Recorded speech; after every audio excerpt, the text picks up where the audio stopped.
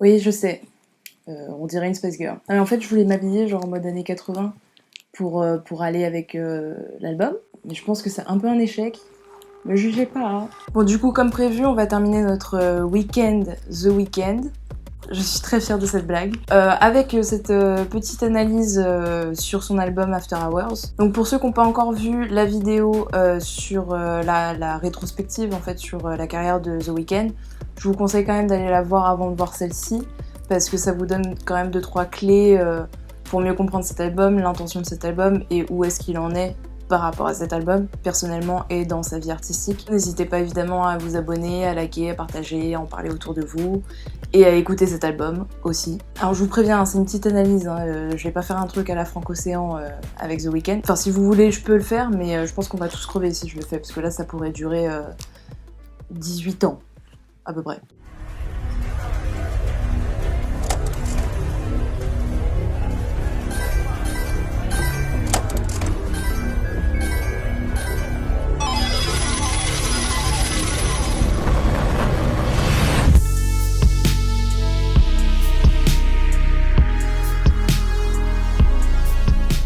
En 1986, l'écrivain Robert Bly a publié un essai qui bouleversera totalement la psychologie moderne, A Little Book on the Human Shadow. Ce petit livre de seulement 80 pages, que je vous conseille vivement de lire, viendra enfin mettre un concept psychologique sur un des phénomènes de société les plus intéressants et percutants de notre époque, les artistes torturés et la part sombre des hommes. Pour vous résumer très rapidement, Robert Bly conseillera à qui veut bien l'entendre de littéralement manger sa part d'ombre, c'est-à-dire d'assumer que l'ombre fait partie de nous, de la regarder en face, de la digérer, mais surtout de l'utiliser pour vivre sa vie pleinement, entièrement et complètement. Et à mes yeux, le propre de l'art, de manière générale, c'est justement de nous aider, nous tous, autant l'artiste que le public, à manger notre ombre et à en recracher de la lumière. You know, who is that guy? Because every time I've met you, and I mean, I know you like to go hard as well as work hard, but every time I met you, you seem very super steady of hand. So who is that person in those songs, you know?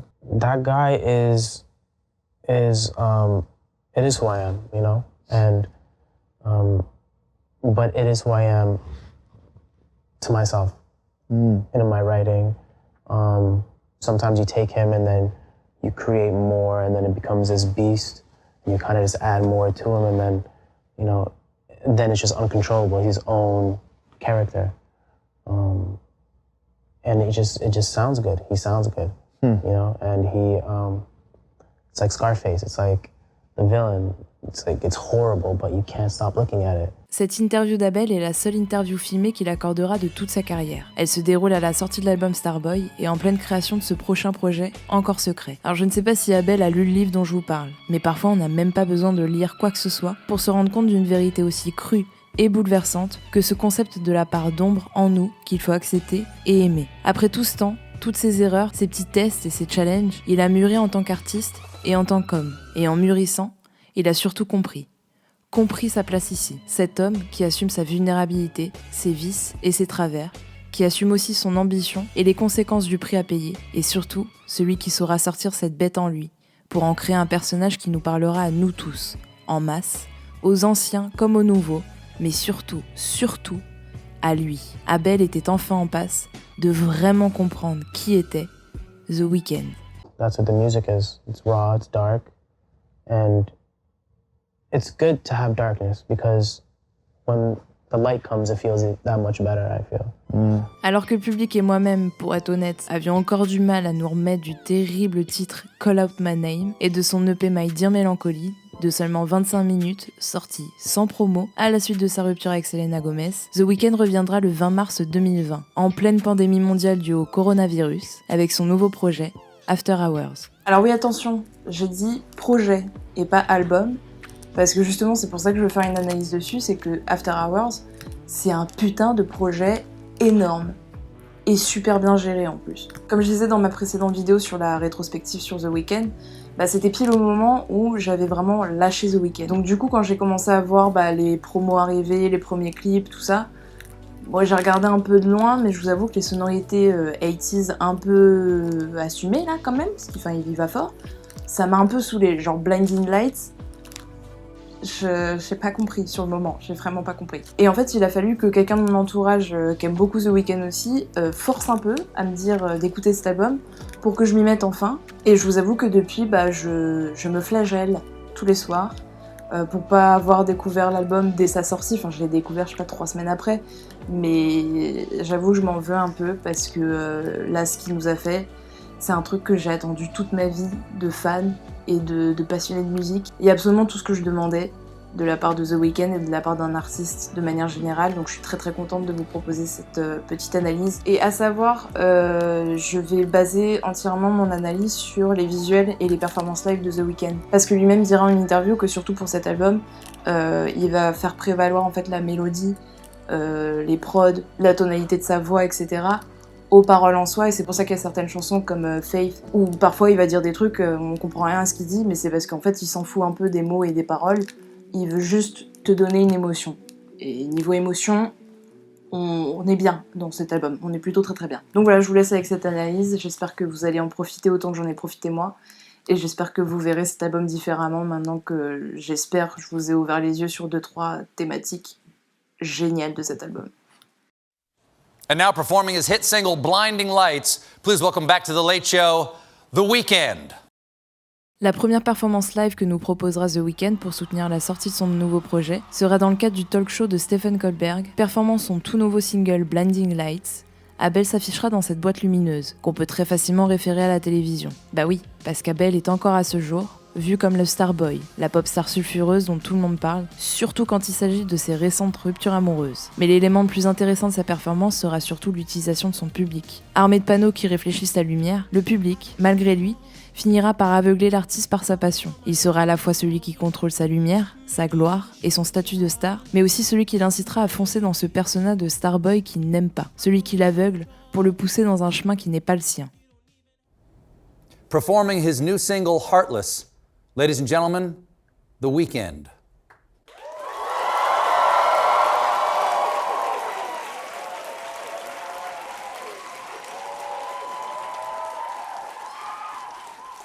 La deuxième performance qu'il proposera à la même date viendra jouer un véritable rôle de pivot dans l'histoire qu'il veut nous conter. Comme filmé à son insu à la sortie du live précédent, The Weeknd redevient cette star désabusée et nonchalante, comme dans Beauty Behind the Madness, tout ça un verre de whisky à la main, à déambuler dans les couloirs. Il se sent épié quand il remarque que ce que filme la caméra de sécurité va être retranscrite sur un grand écran, comme s'il ne pouvait plus jamais être tranquille. On sent l'impatience et la frustration monter en lui, et c'est à ce moment-là que la chanson Heartless, c'est-à-dire sans cœur, commence, et ce, avec certainement la meilleure punchline de l'album. Never need a chick, I'm what a chick needs. Trying to find the one that'll fix me. I've been dodging death in the 6-speed. Amphetamine got my stomach feeling sickly. Comme il dira dans son refrain, The Weeknd est de retour avec ses mauvais démons et se protège du monde extérieur avec ses attitudes de vilain sans cœur et sans rancœur. C'est d'ailleurs pour appuyer ce propos qu'il va chanter dans ce souterrain plutôt que devant le public du talk show. Il est de retour avec cette vieille manie de se cacher, de rester mystérieux et distant. Alors que cette part d'ombre en lui prend de plus en plus de place, au fur et à mesure de sa performance, les lumières et le set vont commencer à nous effrayer, à bouger de manière totalement déconstruite et abstraite, comme dans un véritable trip. Son conflit mental devient si fort qu'il en transforme son environnement. Cet environnement qui deviendra bientôt Las Vegas.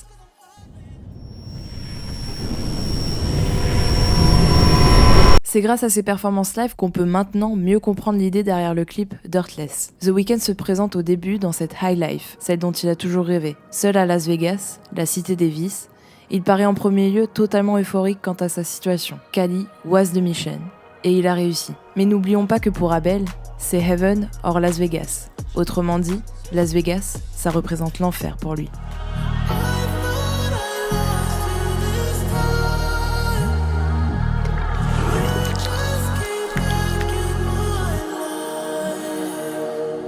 Alors j'imagine que cette image a dû perturber pas mal de monde. Mais figurez-vous que c'est un des symbolismes les plus intéressants de tout le projet. Lécher un crapaud peut être vu par bien des prismes. Le premier peut être apporté à cette légende urbaine qui dit que lécher un crapaud apporterait un des meilleurs trips d'une vie grâce aux effluves toxiques que l'animal dégagera pour se défendre. Mais lécher un crapaud, évidemment, c'est aussi très connu grâce au conte de fées. Le fait d'embrasser le crapaud pour en faire émerger un prince charmant. Ce qui peut aussi se rapporter à l'album, puisque je le précise, The Weeknd parle essentiellement de ses relations amoureuses, passées et rompues. Mais manifestement, le trip se passe très mal, et aucun prince charmant n'est sorti de ce crapaud. juste un monstre. Comme si la toxicité du crapaud avait directement atteint The Weeknd, il devient lui-même toxique, à la fois pour lui, avec cette vie qui n'est pas du tout saine, mais aussi pour les femmes avec qui il partage sa vie. Et finalement, peut-être un peu pour nous aussi, car la part sombre de ce personnage commence à prendre de plus en plus de place dans son esprit. The Weeknd abandonne la pop star à laquelle tu peux t'identifier pour devenir le méchant.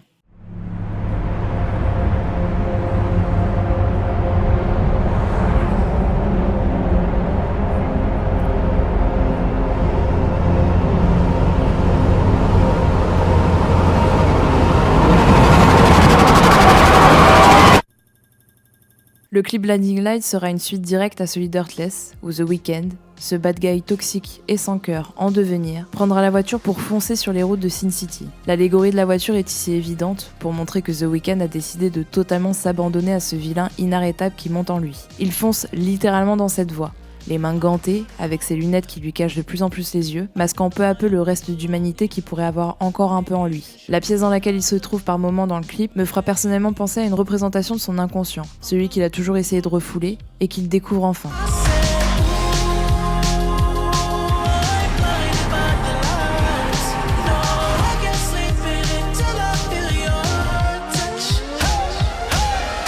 Alors plongé dans son inconscient et entouré par ses vieux démons, représenté par cette femme si attirante et richement vêtue, The Weeknd reçoit un véritable wake-up call de son conscient, représenté par ces hommes qui le frappent sans relâche. Ce qu'on peut peut-être rallier à l'attitude de ses premiers fans à la sortie de Starboy, quand on le critiquait tous pour être trop commercial. Tout est-il que malgré ses rappels à la réalité à coups de poing dans le visage, The Weeknd reste coincé dans ce personnage de bad guy incapable d'aimer. Dans la dernière image, on sent qu'il est perdu, qu'il abdique. Mais paradoxalement, on a presque l'impression qu'il est heureux de se laisser enfin autant aller, comme s'il avait trouvé le chemin pour devenir ce vilain et qu'il finissait par totalement se donner à lui, avec désespoir et à bout de force.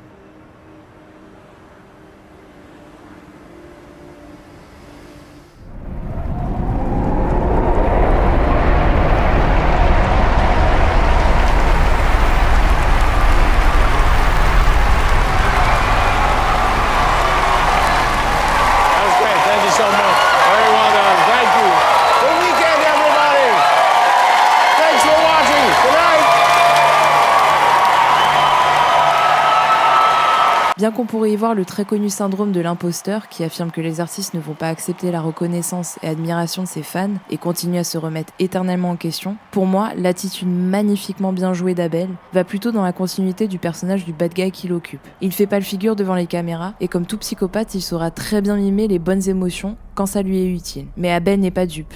Et dès que les lumières et les caméras s'éteignent, il est reparti dans ce conflit moral et presque dans une dissociation de la personnalité entre Abel et The Weeknd. Il sait déjà ce qui va se passer car il a encore les vestiges de son dernier état de transe sur le visage, de ce retour brutal et douloureux à la réalité. Il a même peur de lui-même et de sa propre menace. Il se touche ses mains gantées pour essayer de se rassurer, se prouver qu'il a encore cet humain à l'intérieur. Et le fait qu'il se dirige vers le métro n'est pas non plus anodin, car cela représente à la fois le train en marche, inarrêtable, mais aussi cette notion de soi profond, de conflit interne et caché, et surtout, caché de la lumière du jour.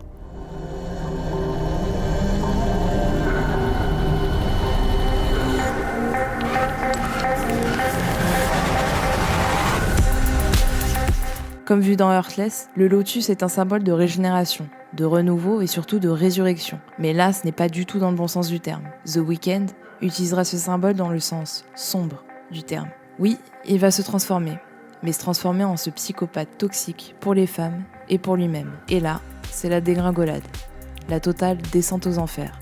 À son réveil, l'ombre n'est plus qu'une partie de lui, mais son identité entière.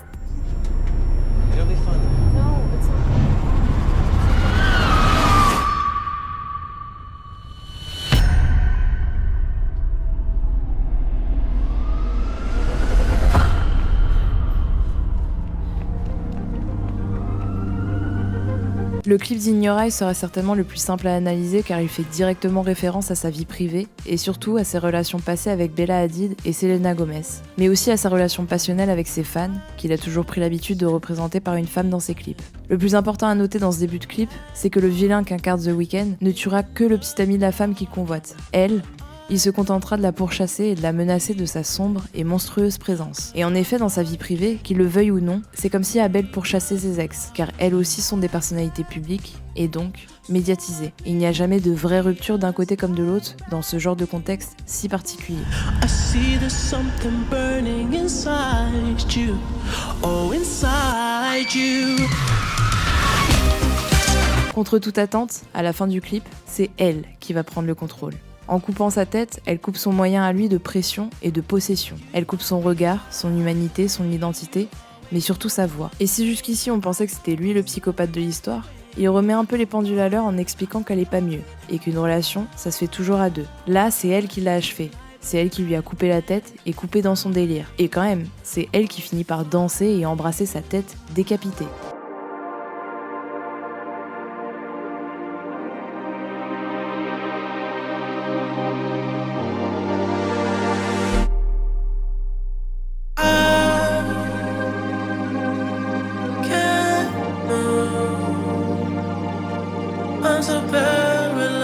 La dernière étape du projet et de l'évolution du personnage qu'incarne The Weeknd sera dans le clip Until I Bleed Out. Il est connu d'entendre que quand on fait un bad trip sous LSD, on aurait la sensation du sol qui tourne autour de lui-même et qui se résorbe sous nos pieds, comme un sable mouvant. The Weeknd est en plein bad trip, en pleine réalisation de soi. Il est à nouveau dans cette pièce, représentant son inconscient et ses pulsions, entouré de ses démons les plus vieux. Même s'ils essaient de le remettre dans cette zone de confort, celle des pulsions, de la débauche, du passé et de la vilainie, Abel, justement, essaie de s'échapper de cette emprise malsaine, de cette emprise du sombre. Comme si au final, la personne pour qui il était le plus toxique, c'était lui-même. Alors ce vertige qu'il ressent, c'est peut-être aussi l'interprétation de la roue qui tourne, de l'évolution, du fait qu'il prenne enfin des leçons du passé pour grandir en tant qu'homme et indirectement en tant qu'artiste. Dans ce sens-là, j'insiste. Bien que le sacrifice soit grand, celui d'avoir fait souffrir à la fois quelqu'un qu'il aime et lui-même, il a compris qu'il est prêt à ce sacrifice pour aller de l'avant et aller mieux. Car évoluer, c'est aussi se rendre compte et accepter de notre solitude et de nos vices, se rendre compte de notre part sombre. C'est pourquoi il finit son introspection avec lui et lui seul dans ce désert, cet endroit dénué de tout, cet espace où tout est rebooté, où on part à zéro, où tout est prêt à être aménagé à sa manière à lui, ce nouveau lui. Et regardez bien, il fait très sombre, mais les lumières sont déjà allumées, l'électricité est déjà là, la prise de conscience est faite, le mal est passé, et il n'y a plus qu'à aménager, il n'y a plus qu'à se reconstruire.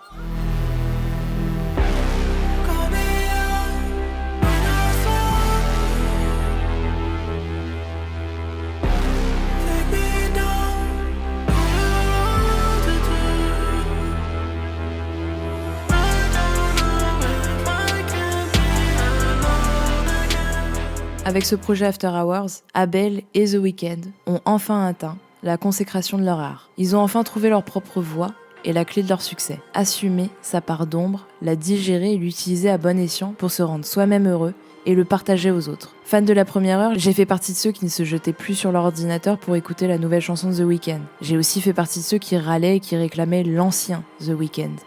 Mais maintenant j'ai compris. J'ai compris parce que lui, il a compris. J'ai compris que le The Weeknd de la trilogie sera certainement un des meilleurs souvenirs musicaux de toute ma vie. Une période super enrichissante personnellement et ultra inspirante artistiquement. Mais que cette période, elle est finie, révolue. Car Abel, autant que The Weeknd, ont arrêté d'alimenter cette noirceur en eux à coups de pilules, d'alcool et de remise en question sans fondement. Abel et son alter ego ont littéralement dévoré leur part sombre. Et la digestion, c'est After Hours. Cet album qui vient de casser tous les records de stream, qui est devenu platine en quelques jours, dont le merch est totalement sold out, à mon plus grand regret, et dont les concerts sont déjà bookés 1 an en avance. I want to thank my fans who've been with me from day one. EXO till we OD, so I love you guys very much. I wouldn't be here without you, and I think it's going to be a long-term relationship between me and you. Abel veut connaître le succès, mais il veut aussi, et peut-être surtout, être heureux. Et ça me rend heureuse. Je suis très heureuse de voir mes proches se familiariser à peine avec cet artiste que je suis personnellement depuis plus de 10 ans. Je suis heureuse de voir des gens danser sur Blinding Lights comme si c'était une chanson mignonne, guillerette et très pop, alors que je sais qu'en fait, cette chanson, elle peut être interprétée autrement, et que moi je la vois comme une chanson super sombre, et que j'adore ça, parce que The Weeknd m'a aussi donné ce niveau de lecture Pour moi, The Weeknd a réussi ce coup de génie à rallier l'underground et le mainstream, en imposant tellement de strates et de couches de lecture à ses œuvres que celui qui va se contenter de danser dessus et celui qui va se prendre la tête à écrire des thèses de 80 pages dessus peuvent aujourd'hui s'entendre. Je suis d'ailleurs très étonnée et très heureuse de lire dans la rubrique des commentaires de ces clips plein de gens discuter sur les différentes interprétations possibles. Des gens écrire des pavés immenses d'analyses et de débattre sur tel ou tel plan ou telle parole. Parce qu'au final, avec son influence, Abel a réussi à faire en sorte que les gens plus à l'aise dans l'underground viennent aussi un peu s'intéresser au mainstream, et inversement. The Weeknd sera toujours à mes yeux ce chanteur de R&B très sombre, dont les seules paroles dans mes écouteurs me faisaient rougir. Ce sera cet homme qui portait cette armure en acier dans son attitude, mais qui montrait des énormes fêlures dans sa voix d'ange. Mais The Weeknd, c'est aussi, et peut-être surtout, ce conquistador de la pop music, qui a totalement bouleversé le business en très peu de temps. C'est cet artiste qui ne s'arrêtera pas en si bon chemin, et qui, je suis sûre, va peut-être nous faire des films de 2 heures pour ses prochains projets. Et ceux-là, je peux vous dire que je sauterai sur mon ordi pour aller les dévorer, parce que maintenant j'ai compris que The Weeknd, c'est celui qui a gardé sa totale intégrité artistique tout en dominant les charts les plus populaires. The Weeknd, c'est aujourd'hui un artiste accompli et heureux dans ce qu'il fait, et un artiste qui me rend très fière de l'écouter, mais surtout de l'aimer.